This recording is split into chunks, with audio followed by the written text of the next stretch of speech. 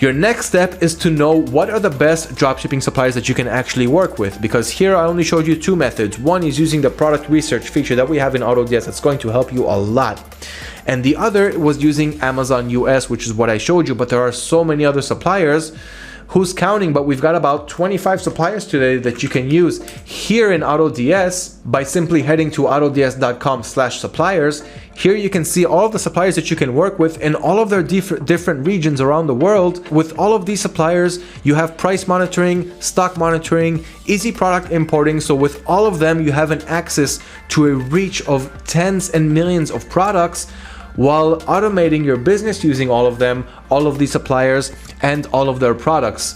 So the sky is the limit, and it really depends on you and how far you want to go using these suppliers with business automation. So what you want to do is get to know those suppliers.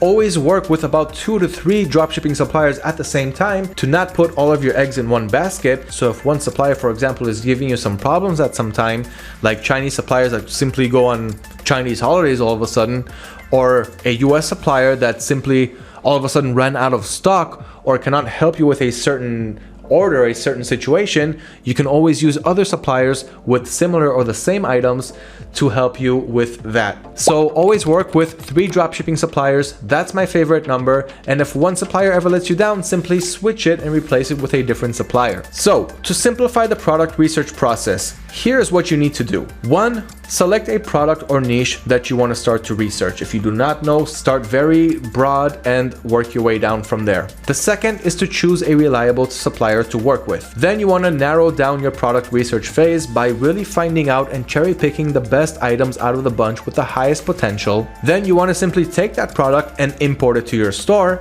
Then you can start to sell it for a profit. So you know how to create your eBay account. You know how to start adding products, especially manually products from home. And once you upgrade your selling limits, you can start importing these products and start making real sales and real profit.